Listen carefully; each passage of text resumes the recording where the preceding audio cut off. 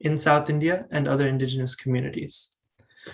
Dr. Singh holds a PhD in comparative literature from Rutgers, and she is president of Dalit Solidarity Forum in the USA, a nonprofit organization committed to the social and economic progress of Dalit communities. So Dr. Singh, please take it away. Thank you so much, Nikhil, for that very generous introduction, and thank you to the organizers. Appreciate it.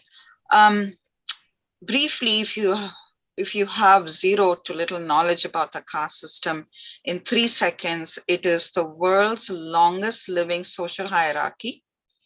And as we know, any hierarchical pattern in the world is irrational. So I would call the caste system as the world's most irrational practice of social hierarchy.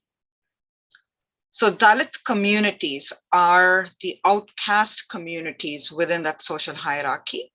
And there are 3 dominant caste identities, and then you have a low caste identity, and then you have the Dalit, who are today, even today, treated as the outcasts, as the socially ostracized in India today. So that is a little gist for you. So historically speaking, Dalits have always been marginalized, treated as the different other, who deserved no opportunities, no privileges, no place in society, and denial of basic human rights. And that strain of thought continues today. So Dalit communities continue to experience violence rooted in cultural stigmatizations, and it is definitely being fueled by caste-based communities. And in the first documentation of violence against Dalit communities published by Human Rights Watch in 1999, researcher Smita Narula says, more than 160 million people in the world's largest democracy remain at the risk of systematic human rights violations. Systematic, and it is structural, right? And so under that violation, Dalit women specifically experience the most violence. And today, even though we have so many Dalit participation in politics, in academics, in nonprofit organizations, as you will hear from our eminent leaders today as well, even though there is so much of Dalit representation and Dalit voice, the more Dalits are speaking up and fighting for their rights, the more the backlash that Dalit communities are receiving today. Scholar Gail Omwait in 1994 wrote that Dalit movements will have an inherent interest in moving in a radical direction. And she's right in saying that. And she also said that Dalits will have to confront the entire oppressive system that comprises of the lower caste and the dominant caste. So the time has definitely come for that. We as Dalit communities in India and abroad, our leaders, scholars, students, right?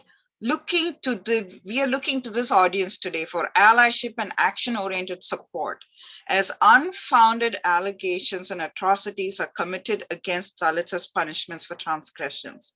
I'm going to identify 5 areas of those transgressions.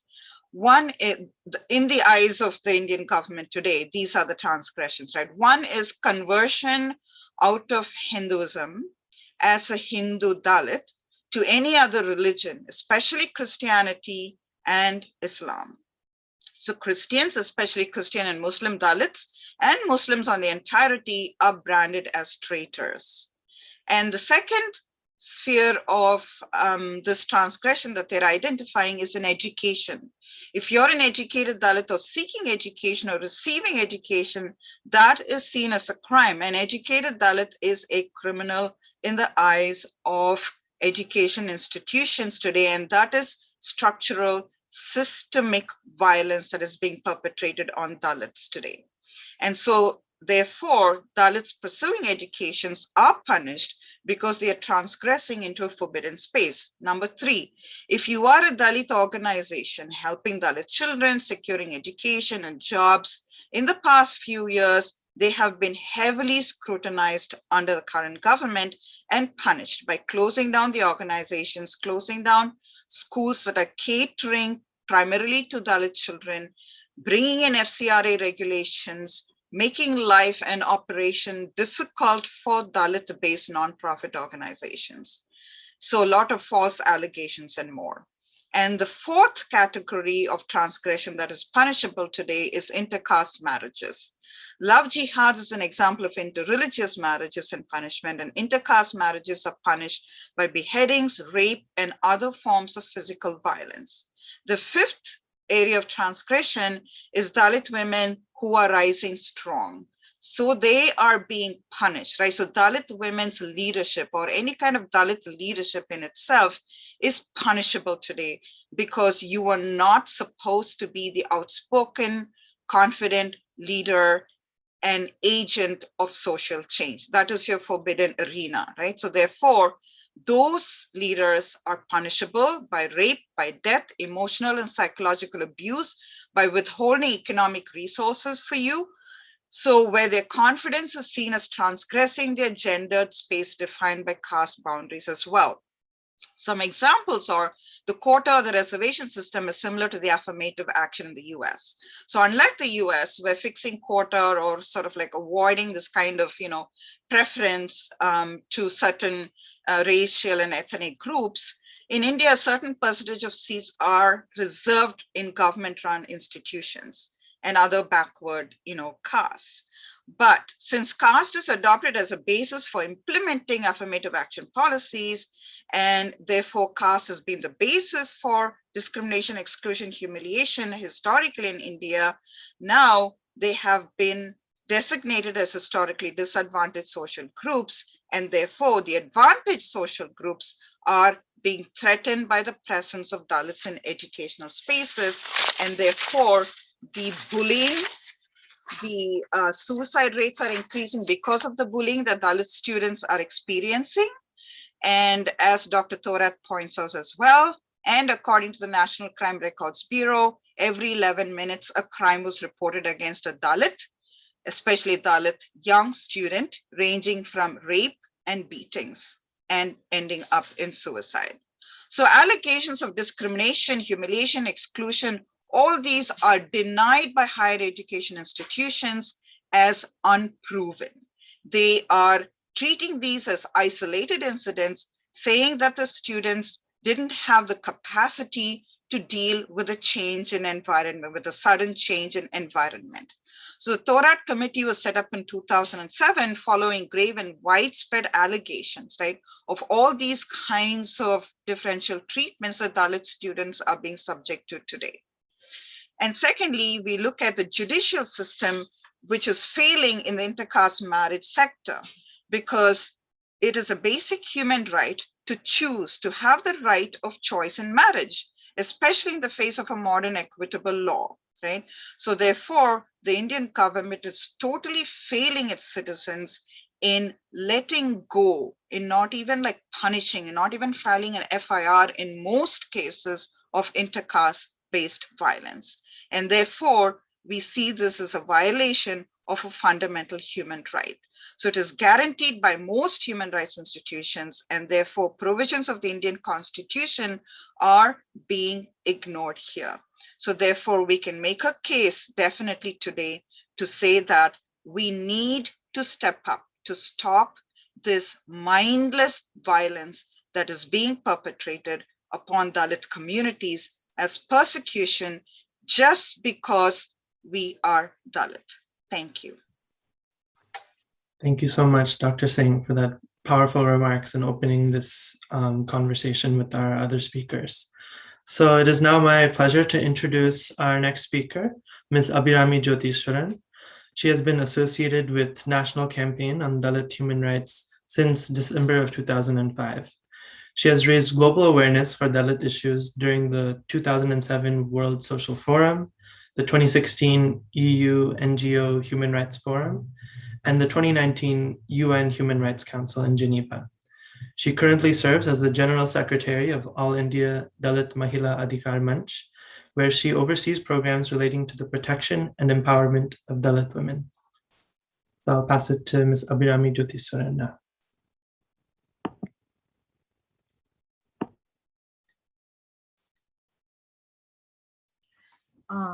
Thank you. Jai Bhim.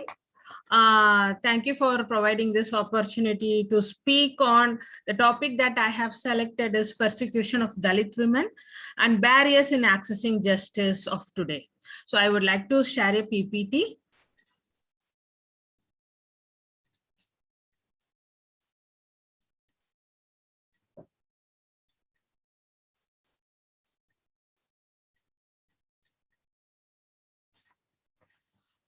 Yeah. So as Rojaji has given an introduction about the caste system, Dalit women constitute around 10 crore of the population, Indian population. So that is equivalent to 8% of the total Indian population.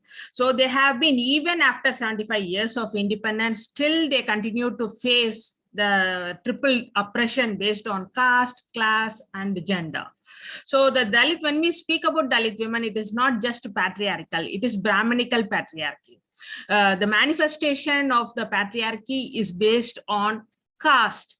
It's not only on gender. So this is how the women, Dalit women face a different kind of situation, environment in India. So I would like to say, as you all know, the Ministry of Home Affairs data, which speaks about incidents of atrocities that the Dalit and the Dalit women are facing. If you see, I have just made like 7 years of NCRB data has been consolidated so that it can give you a clear picture of what are the atrocities that the Dalits and the Dalit women are facing. If you see the total crime register against SCs under the SC/ST Prevention of Atrocity Act, 3,01,359. So when you see, when we speak about Dalit women, how many cases are registered under this SC/ST Prevention of Atrocity Act, you can see 45,435. So it constitutes 15% of the cases of the total cases registered under SC/ST POA Act. As you all aware, the Prevention of Atrocity Act is one of the special legislation in order to combat atrocities against Dalit and Dalit women. So if you see, it clearly indicates the percentage, and the 15.1% are the cases related to sexual offenses. It can be rape, it can be kidnap and abduction, it is attempt to rape, insult to modesty, procuration of minor girls. So these are the various forms, but there is no segregated data of the women who has been murdered, who has been grievously hurt, so physically assaulted. So there is no segregated data on the NCRB related to Dalit women on this other offenses except the sexual violence.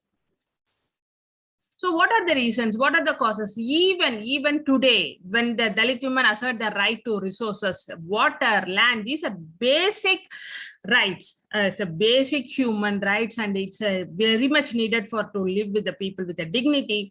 When they ask for wages, payment of services, or when they assert the right to education or legal recourses, when they assert the right to self-dignity, cultural freedom, right to vote, right to participation in local governance, when we see these are the reasons, even today, even after 75 years of independence, Dalit women are facing atrocity whenever they assert the rights for the basic things. So coming to the forms of offenses against Dalit women and minor girls. So again, from the NCRB 2014 to 20, it clearly indicates that is 46.4% of the cases are related to assault on women. That is the topmost forms of offenses that has been registered under SC/ST Act. The second is rape. That is 43.2, 19,608 cases. So when you see, it constitutes the second. When we see the third, kidnapping and abduction to compel for marriage, 3,202. So These are the offences that has been registered under SC/ST Act and which has been reported under NCRB when it comes to the violence against Dalit women and minor girls. So the assault on women and the rape really indicates that every day, on each and every day, minimum 9 Dalit women has been assaulted and more than 9 Dalit women are raped. So this is the statistic which speaks about the violence against Dalit women and minor girls in India today. So let us see what is the percentage of change since we have taken the NCRB data from 2014 to 2020. Let's see what is the changes. You can see the assault has been increased by 43.77% and the rape has been increased by 51% from the year 2014 to 20. So it clearly indicates that there is an increase of rape against the Dalit women. And when you see attempt to rape, it has been increased by 3.44% and insult 157.14. And when we come to kidnap and abduction, it has been reduced by minus 7.72. Procuration also the same. So if you see the offences related to Dalit women from the year 2014 to 20, overall, if you see a overall change that has replicated, it shows 43.65% of the cases has been overall increased from the year 2014 to 2020. So let's see the state ranking. Since we all aware the state ranking based on the atrocities, number of incidents reported under SC/ST Act. If you see the UP, which constitute more than 10,902, then comes Madhya Pradesh, then Rajasthan, Maharashtra, Andhra Pradesh, Haryana. So you can see the top 10 states where the atrocities against Dalit women and minor girls are taking place. So when you see the overall performance of police officers, the average charge sheeting rate from the year 2014 to 20, if you see, it is 79.28% of the cases are registered, charge sheeted. And when it comes to the pendency percentage, 27.8% of the cases are still pending where the charge sheet has not submitted. When you see the court disposal, the cases related to Dalit women and minor girls, the average conviction rate for all the offenses from rape, kidnap, abduction, attempt to rape, when you see the overall is 28.7%. It is not even 30%. It is 28.7 of all the 7 years of data from 2014 to 20. And when you see the acquittal rate, it is 68.2% of the cases. And when you see the average pendency percentage, 90% of the cases are still pending in the court. Though we have a special legislation, SC/ST Act, which says speedy justice is one of the mandate of the special legislation. But if you see, even 90% of the cases are still pending in under trial.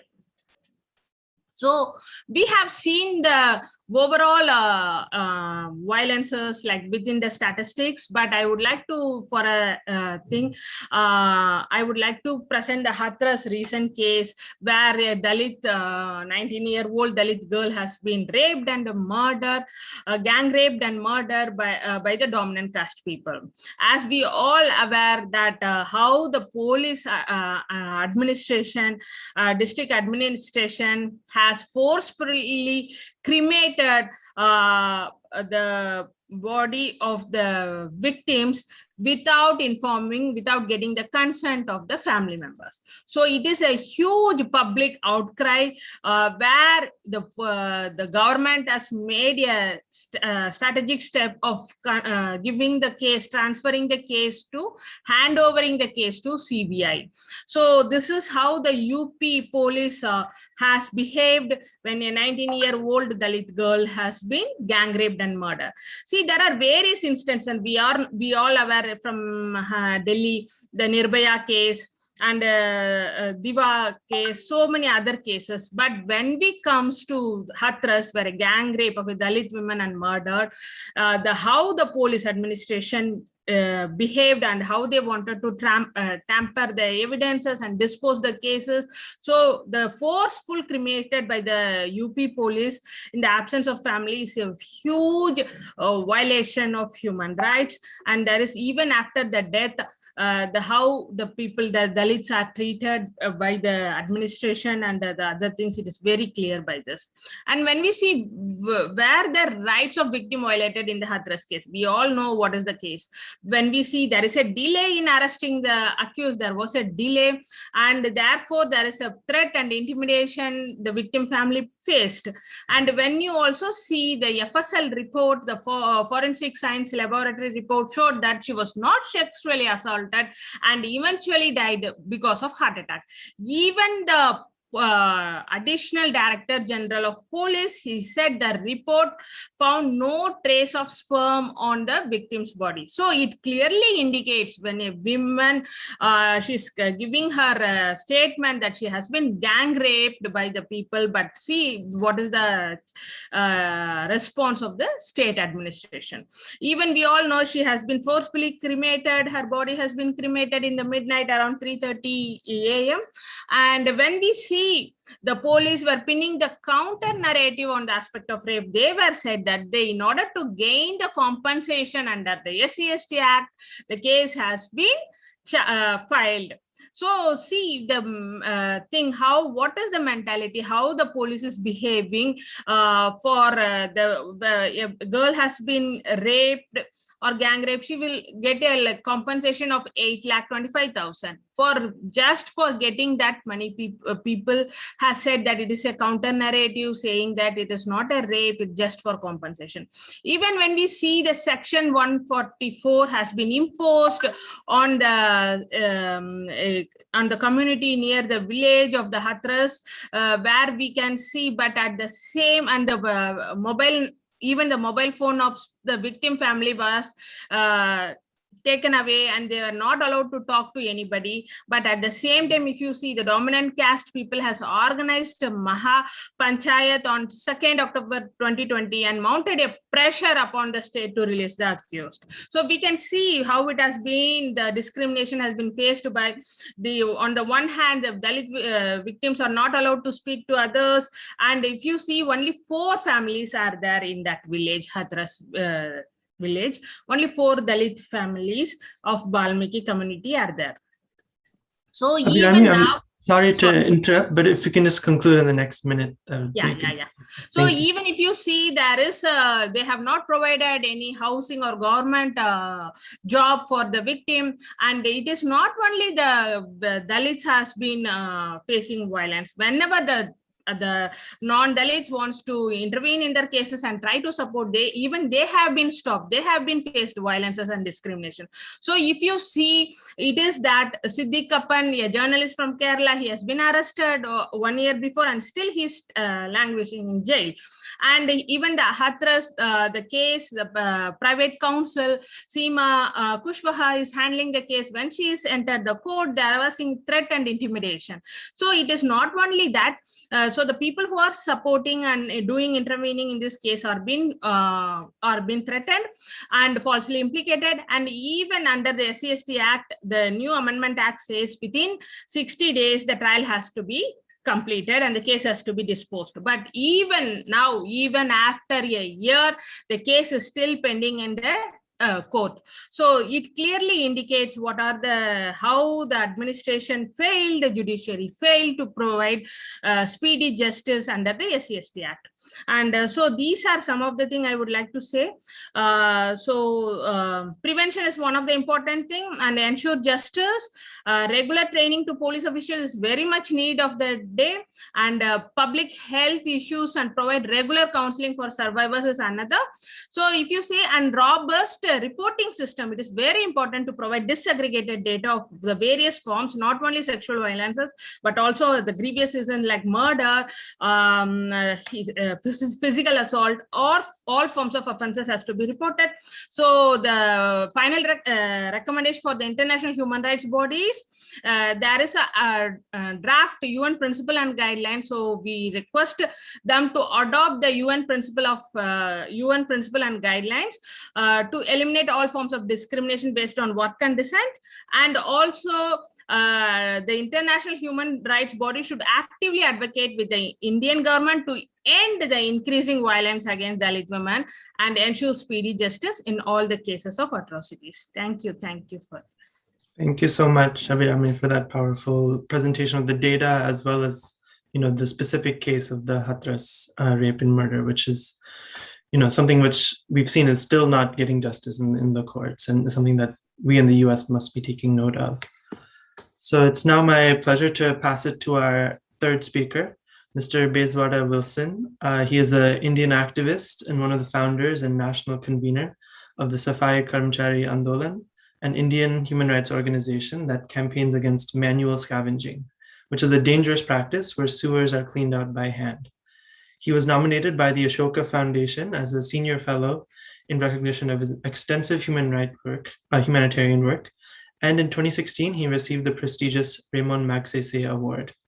Mr. Wilson, I'll pass it to you. Thank you. Thank you for this opportunity. And when Roja called, and we felt that this is definitely we have to, because there is a combination of the groups which we are all, as an organizers, that is remarkable. You have come together to actually to see or listen the voices of the people whose voices were completely ignored by the majority society of India, and particularly even in the government sector. A government also takes actually so lightly when the matter comes about the Dalits, Adivasis, minorities and all. So this is the time which we have to come together, and we have to say that how then any democratic setups or the governments, elected governments, can ignore the voices of the people forever like this continues. And the caste, as Dr. Roja said very clearly, and it is irrational. That's the reason we talk about the caste here or there with the same lens, because when we are talking about the scientific temperament and all other things, but we continue with the caste system, but the science also. That is a very impossible in any democratic society or any human society. And it is illogical also. That just thinking somebody is down to me or somebody is less than me or something, which means there is something which is illogical or something in a oppression kind of a thing, which you are throwing on somebody without any kind of a basis of the logic, and which the majority believes. That is a big problem here. And none of them says that how it is. So nobody says that how I can practice the caste. So everybody part of the caste in India. Either you are a oppressor or oppressed, both the ways we are, but the mostly we the people, the untouchables or the others, we talk about the actually the untouchability or the caste system. But the people who actually perpetrate, so they don't talk about that. So illogical system, why they can't even talk about that? So why you can't? Which means there is a completely absence of the consciousness of the human being. Completely they collapse themselves, and thereby they become like a not even as a human, and you treat another human being as a kind of in a very low or something like. It is so sad to say. We live together and we say that it is a fraternity and it is a liberty, freedom, so big words in the Constitution.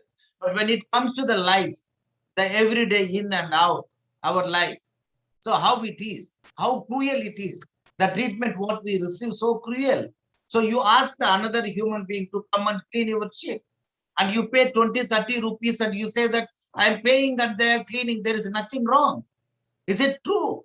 Can't you even think about this? These are the wider questions which we started posing to the whole Indian society and the government and everywhere. So why we started this? So the society said that they're happy, they are cleaning, and we are not doing anything and we are not forcing. The caste is such a system where there is no need any one executor who has to execute every time. The developed and institutionalized a hierarchical system, thereby everybody become a part of that. And the people who are going and cleaning, they started definitely protesting against that. But you have what?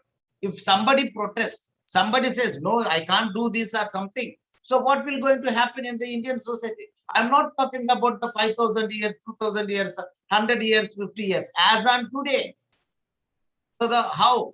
There is nobody is there in India who can listen at least, and another voice is there. You have the only one voice, everybody must follow the same voice. If you don't listen to that voice, they brand all of us as an anti-national. So who is the national? What is the nationalism means? Making another citizen to clean your shit. That is the nationalism. And making another woman as like a victim and continuously raping and not accountable for anything. And no judge talk about that. No judge takes as a suo moto fiction like. That is what we are asking now. And why we are talking about this. So why you are talking about the whole sanitation sector?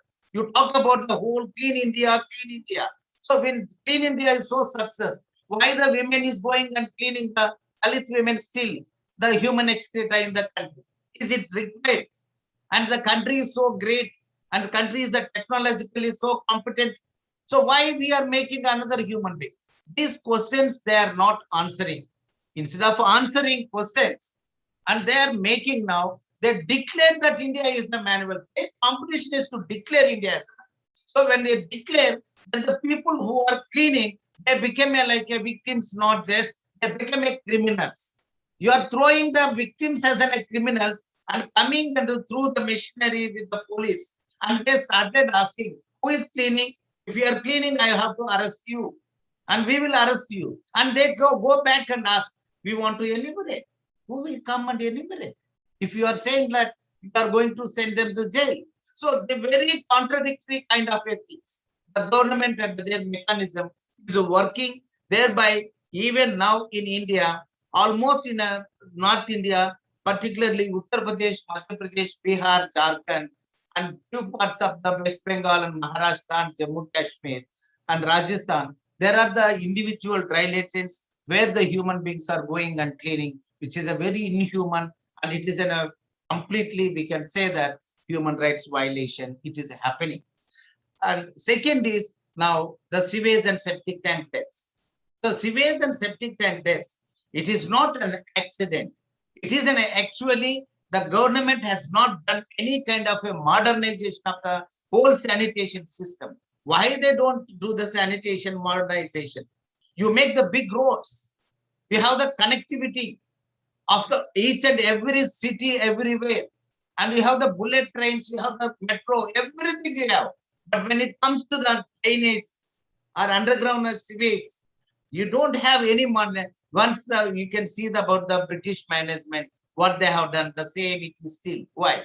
Because the majority or the most, the people who are entering into the sewer line are all belong to the untouchable community.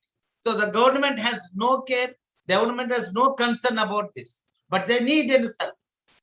As a service, they want everything, but they don't want to modernize that. They don't want to mechanize that. Thereby, our fellow human beings, the Dalits, they go to clean the manholes and underground drainages, and they do lose their life. And when they lose their life, there is no data collected by any government, any local body, nowhere in the country. We have almost 4,650 statutory towns in the country, and none of the even single statutory town has a mechanized way of the cleaning. And they never counted the deaths. When 2003, we went to the Supreme Court, and 2014, a judgment has come. During that time, we started counting the deaths. The first 2014 only, we started the deaths, counting the deaths. And when we started counting the deaths, it is a really surprise for us. We got the numbers, 500, 1,000, 1,500, numbers are increasing. When almost like we have a data as on today, 2,000 such human beings and Indian citizens, they died in the or we pushed them into the sewers and septic tanks, and we killed all of them, particularly the government has killed. We all and brand this as a political matter. But why we don't talk about this? We have no guts to talk about this. We just keep quiet and we underestimate the numbers. And in the parliament, the minister said very openly, within 5 years, only 340 people. Only 340. Have you in the whole global, any one incident, 340 people within 5 years died? But we talk about the terrorism, you persecute and you go and kill our own human beings in the name of the minorities you doubt, and you go and kill and send to the jail. But you yourself, your local governments, you kill 340. This is an underestimated number. The exact number is we collected 484 during the same time. Why you can't even prevent that? Why the Prime Minister is not talking? Why the President of India is not talking? Why the whole civil society is keeping quiet? Is because they are the Dalits? They are the majority of the many people are just the women are cleaning the sheet. These are the questions which we are not addressing. Then definitely there is a danger for the whole democracy. And there is a voices of the people. And this is not just one community, one religion. There are the scavengers. There is a Balmiki Dano. There is a Muslim community, Halal Kor. And there is a Christian community. And there is a Sikh community. All irrespective of the religion. If we are untouchable, particularly these sections of the subcaste, they are forcing all of us to do the same. So when are you going to put the full stop at this? So why we are not taking this as an important thing?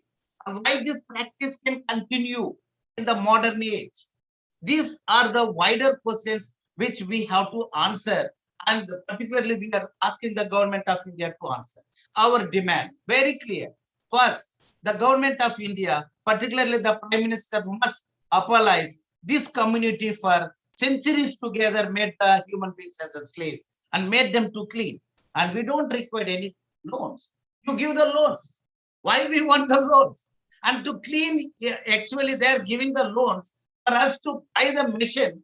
And with the machine you go and clean. So which means what? The cleaning is my responsibility. I have to take a loan from you and I have to come and clean all your streets and your drains and your toilets. This is the job which you are talking. So this is in a modern scavenging and modern slavery and modern this we have to immediately we have to demand a stop this kind of a inhuman, obnoxious and human rights violations across the globe, particularly in the South Asia. Thank you.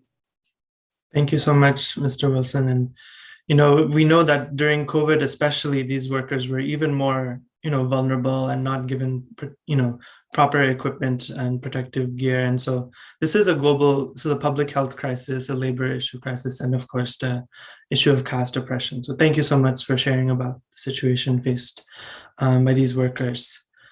It's now my pleasure to introduce Mr. Anurag Bhaskar, our next speaker. He is a lawyer and assistant professor at the O.P. Jindal Global University in Sonipat, Haryana in India. He is also affiliate faculty at the Harvard Law Center on the legal profession. And he, along with our speaker Neil Modi, is a co-author of the American Bar Association's Center for Human Rights new report released just this month on Dalit justice defenders in India.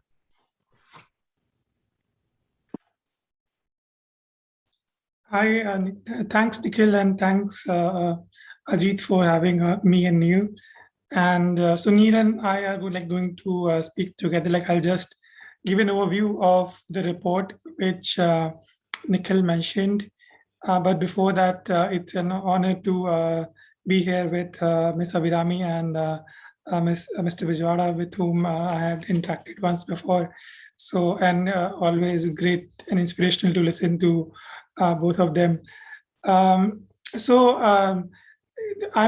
and I are going to speak about the situation of Dalits in the Indian judiciary, and Ms. Abhirami and Ms. Rosa and Mr. Vishwanath spoke about the human rights violations which happen every day.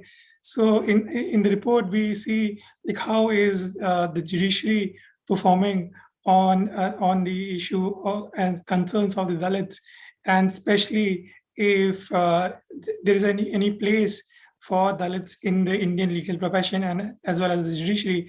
And this is important because like unlike other public sectors where we have like affirmative action or a reservation for having some representation for Dalits, in judiciary we do not have, in higher judiciary we do not have that representation. So that like constitutional mandate, so it became necessary for us to understand like without that affirmative action, how is judiciary on its own and how is legal profession on its own dealing with the issues of Dalits and other minorities in India. So in our report, we tried to reach out to judges, sitting and retired judges, lawyers from different parts of the country, and human rights defenders coming from the Dalit community in order to document the experiences of the Dalit community in the judiciary and the legal profession. And when we reached out to a lot of people, we saw that a lot of people who did not come, who were upper caste, were reluctant to speak about representation of Dalits in the judiciary and the legal profession. So it was like a difficult approach. It was a difficult exercise to like make people talk about this, given how underrepresented this public sector is. But still, we managed to do a number of interviews, and we tried to document those experiences into a report which has been released recently. And we also spoke to the members of the judiciary and the legal profession to see like what efforts they are making in order to make the judiciary inclusive and to make and to like make it accountable to the marginalized communities in India, to the Dalits and other marginalized communities, because without like these communities expressing their belief or trust into the institutions, these institutions cannot be considered credible. So in our report, we have divided into 3 sections. We are divided into the Indian judiciary, then the Indian legal profession, that is the lawyers, and then the Indian law schools, on how students who enter these law schools, what are the challenges which Dalit students face, and so on. So my colleague Neil is going to talk about the main points of the report, but I thought I'll give an overview of the report. And for everyone, I'm sharing the link of the report in the chat box. So over to you, Neil. Can you hear me? Yeah. Okay. So thanks, Anurag, for the general overview. And as Anurag mentioned, he just went over like the objective for the report and why we actually undertook this effort. And I'm just going to go over certain specific points in under each section of the report. So as Anurag mentioned, the report and the findings were concerned with 3 sections, which is the judiciary, the legal profession, and legal education. And I'm just going to highlight certain points from each of these sections. So first is the higher judiciary, and on studying the report, and conducting the interviews, it became apparent to us that, on speaking to respondents, that the lack of data and studies done on the aspect of representation in both the bar and the bench continues to be a serious problem in India. So 70 years after India became a republic, there continues to be no public data on judges from the Dalit community in different courts. And this is particularly a problem at the higher courts, which is, the high courts across the country and the Supreme Court. So therefore, till date, there are only 6 Dalit judges who have been appointed to the Supreme Court, the most recent of which was C.T. Ravi Kumar, who was appointed just a couple of months ago. So that's how poor the numbers are, especially as far as the bench is concerned. What we also find is that there have been plenty of eligible and meritorious candidates available throughout India's judicial history. And 2, there have also been a number of parliamentary committees that have been set up previously to study representation. And all of these committees have concluded with making similar recommendations. That is, there is a dire need to appoint more Dalit judges to ensure a more balanced representation of this country's population. As Abhiramiji mentioned, if the members of the Dalit community constitute about 8 to 10% of India's population, you can see the stark difference in the numbers based on the representation on the bench. However, none of these recommendations have been carried through due to systemic issues in the system. And the narrative, particularly at the Supreme Court, if you're familiar with just the discourse on the Indian judiciary, is dominated by speaking about pendency of cases and arrears, and the issue of representation, which is equally important, has remained ignored. So what we also found is that a number of our respondents are also unequivocal and honest in admitting that biases, both implicit and explicit biases towards Dalit judges, continue. And, these biases come, not just like towards Dalit lawyers from their peers, but also from the bench towards Dalit lawyers. And therefore, we end this particular section, which is the higher judiciary section of the report, by asking if reservation of the higher judiciary is really the only way forward for us to improve these numbers on the bench. We then move on to the legal profession, and I will also go over a few findings in that particular section. So what we found is that the bench today is generally dominated by upper caste males and is reflective of a representation of lawyers of the past 15 or 20 years who have now been elevated to the bench. So that is the current composition. And as a socially disadvantaged group, Dalits have barriers to quality legal education in English, which at the very outset impedes their career progress, especially when they decide or wish to pursue litigation before the constitutional courts. And furthermore, given that the legal profession is tightly woven and interconnected, often due to a lack of social capital, it is very difficult for Dalit lawyers to get a client. And therefore, due to a combination of these factors, and despite what they actually want to do with their legal education, they are restricted to a practice before the lower courts.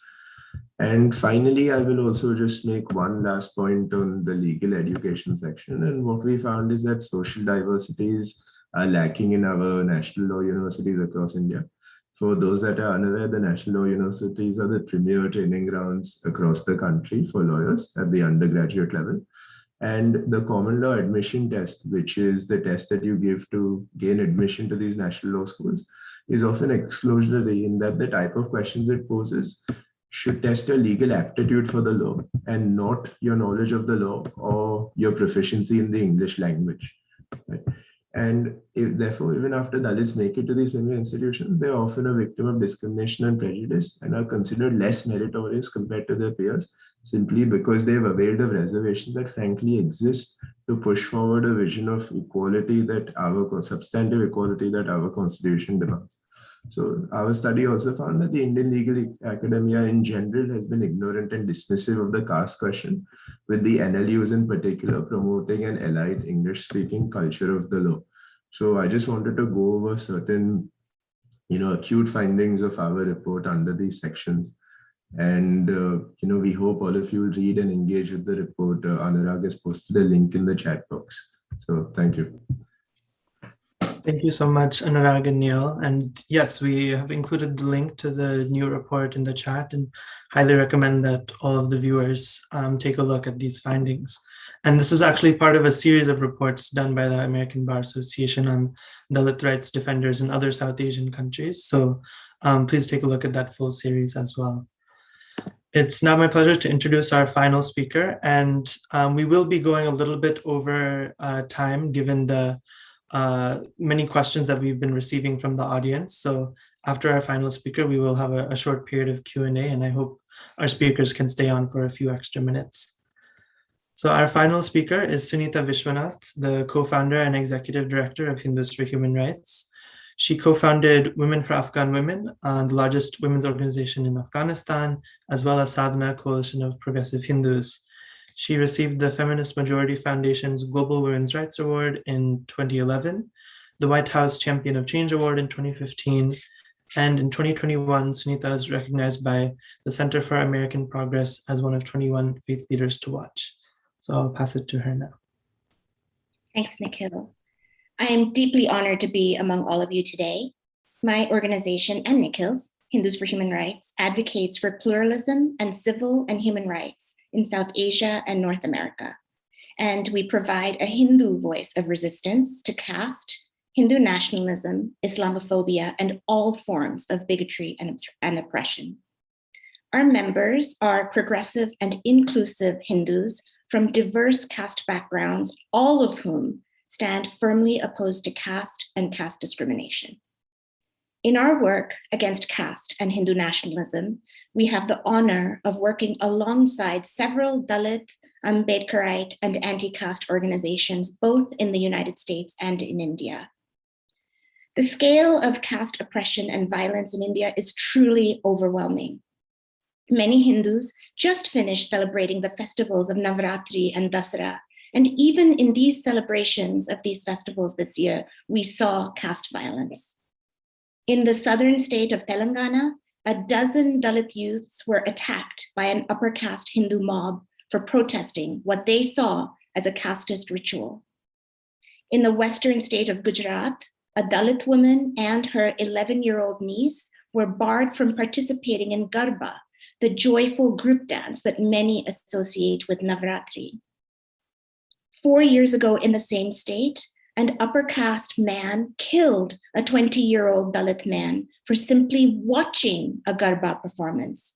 And just 2 weeks ago, a district court finally gave him a 6-year jail sentence. But the reason I'm here is not to read out more incidents. My fellow speakers have shared in great detail about the various forms of oppression faced by Dalit communities across India.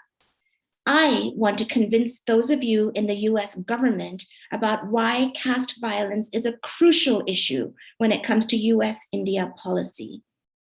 India is a country of 1.3 billion people. According to the 2011 census, Dalits were about a sixth of India's population, over 200 million people. That's a lot of people. And compared to dominant caste Indians, whether we look at health, education, or any other measure, Dalits are not thriving. The COVID-19 crisis has badly affected Dalit communities. According to a 2021 report, only 19% of women in India remained employed during COVID-19. Nearly half of all Indian women suffered a permanent job loss. However, the proportion of Dalit women in India's workforce actually increased during the lockdown. Why? Economists call it distress-driven entry. Dalit women had to find work because their household incomes had fallen, or their husband or primary earner had lost their jobs due to COVID. More broadly, when it comes to health, a 2018 United Nations study found that Dalit women die 15 years younger than dominant caste women. Studies show that 56% of Dalit women are anemic, while the national average is 53%. I want to emphasize again that we're talking about a sixth of India's population. That's more than the population of most countries. Since 1950, India has had a system of affirmative action for oppressed castes. The government has reserved a portion of government jobs, college admissions, and elected positions from the village level to the parliament for Dalits and Adivasis. This system is meant to provide Dalits and other communities with increased dignity and opportunities. However, here again, we see a quarter of India's population facing severe challenges to accessing employment and education. Under the 1950 presidential order, only Dalit Hindus were allowed to access affirmative action benefits. 6 years later, Dalit Sikhs were added, and 40 years later, in 1990, Dalit Buddhists were included as well. Today, over 70 years after this act was passed, Dalit Muslims and Christians are still barred from accessing affirmative action benefits. This is a major religious freedom issue. Millions of people in India are unable to freely change their religious identity because they will lose access to crucial life-sustaining affirmative action policies. For example, around 60% of India's 25 million Christians are Dalit or Adivasi. Millions of Christian and Muslim Dalits are being denied benefits that they are eligible for as Dalits. It is well documented that Dalit Christians and Muslims face caste discrimination within their own communities. It is deeply troubling that due to their caste, they are unable to access even the affirmative action policies that are meant to benefit their community. As Indian human rights lawyer Themina Arora wrote last year, we can no longer deny Dalits their freedom of religion and penalize them for choosing a particular religious tradition. The government of India must adopt the recommendations of the National Commission to review the working of the Constitution, to completely delink the scheduled caste status from religion and make the scheduled caste net fully religion neutral like that of the scheduled tribes. When Deputy Secretary of State Wendy Sherman visited India just a few weeks ago, she declared that we each have a serious stake in the other's success. She also said that she truly believes that there is no challenge so great that the United States and India cannot overcome by working together.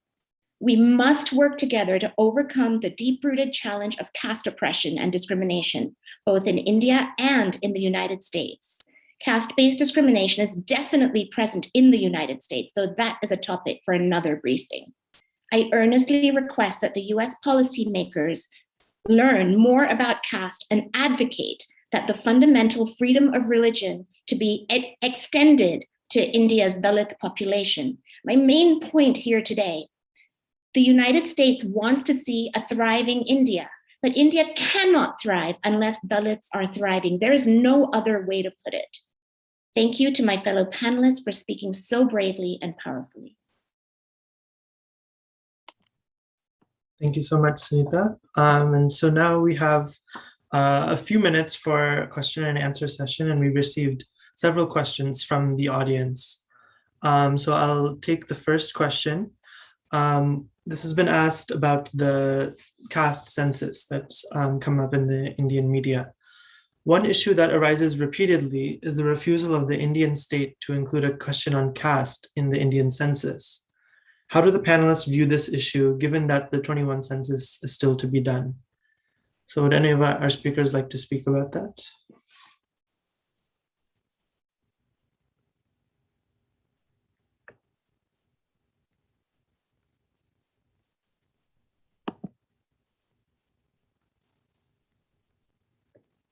Maybe could I request Ms. Abhirami or Bezwada to share just brief remarks on the importance of including caste in the census?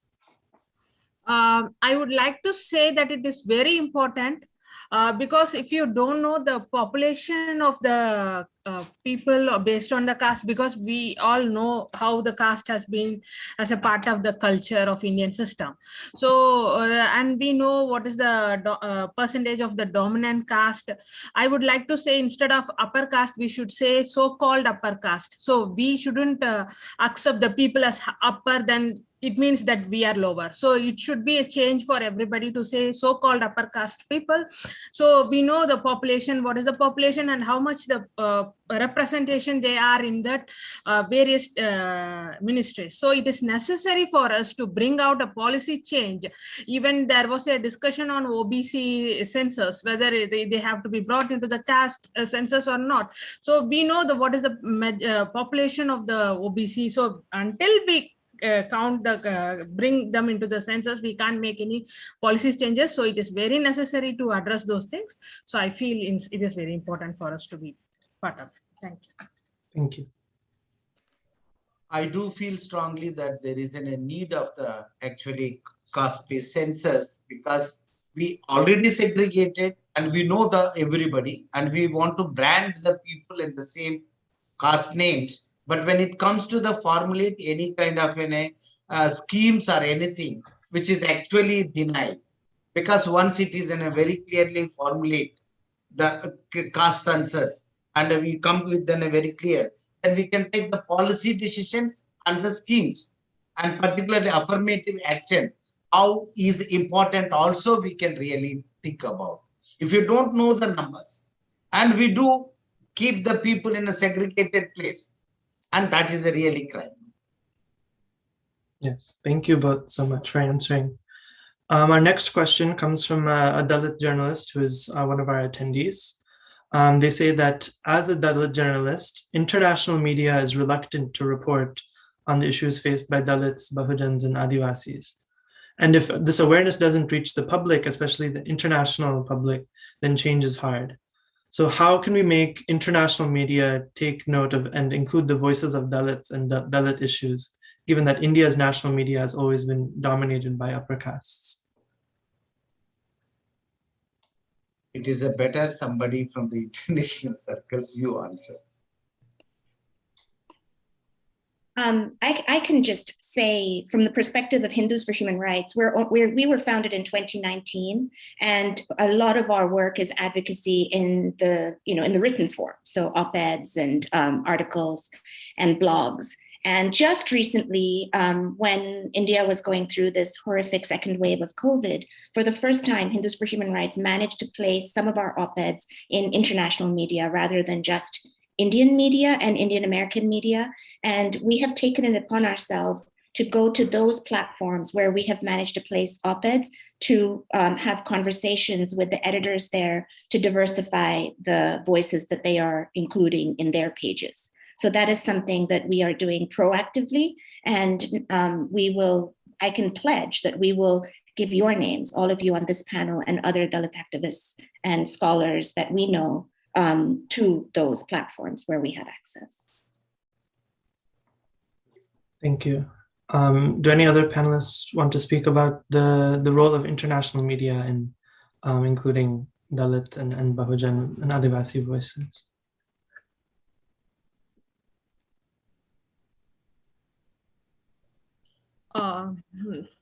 Yeah, there is a hesitation, but there is in the Hathras case, they played a critical role. So even the media, international media, and also the Indian media played a critical role, and also the social media, which played a thing. So because of this public outcry, the incident, it has got the attention. But when we see on other cases, like because we say more than 9 Dalit women are raped in a day, but the Hathras case is just a tip of the iceberg. It just was one of the case of in a day.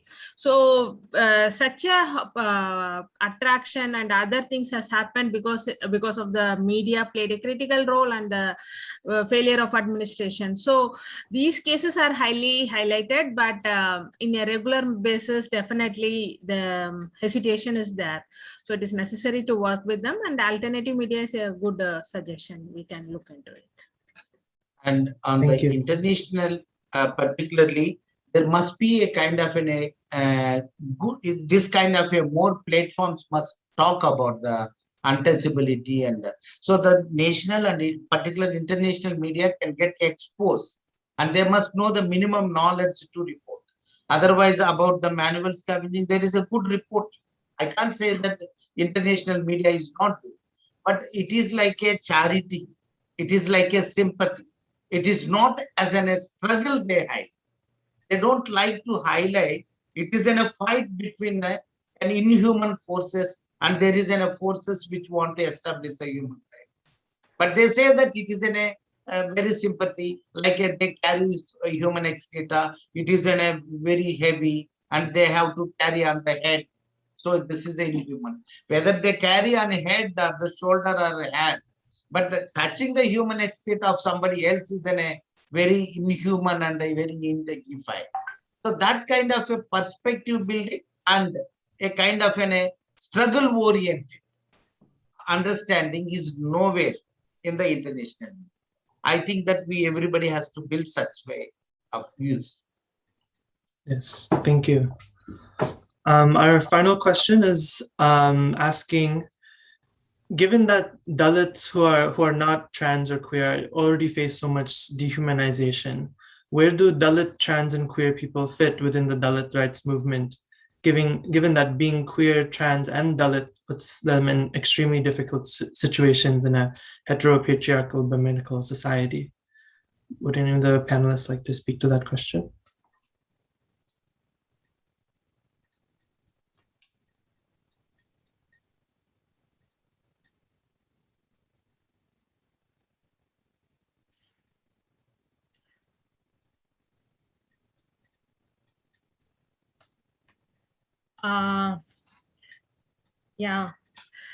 Definitely the space has to be provided, since we know when we speak about Dalit rights, the Dalit women are now in, if you see, there are few. So it takes more than centuries to come to, but now for trans, there is a space, and definitely it is also needed from both the side as a mainstream Dalit women, or I mean cis women, Dalit women, they have to think about the trans, and also it's a very important of the day to be addressed. But if you see the government data, we are also looking for either Dalit men or women, Dalit women, but nothing on related to trans women. If there is any consolidated data, that will also bring the necessary changes. And when we look, it's not only binary, but also more than that. So definitely there is a need, and also the space will be created accordingly. Thank you. Thank you. So I know we have gone a little bit over our given time, but given that we do have audience members from the US government, from various departments and agencies, I wanted to conclude by asking if any of the panelists have a final message for someone sitting here in Washington, D.C. In the US government. Any final note, and then we'll conclude.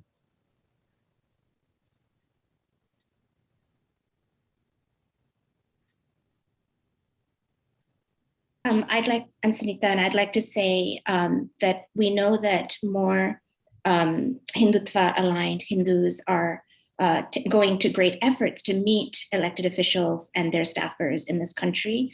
And one talking point, if caste ever even comes up, is that caste is finished. It's in the past, doesn't exist, or it's cultural rather than religious.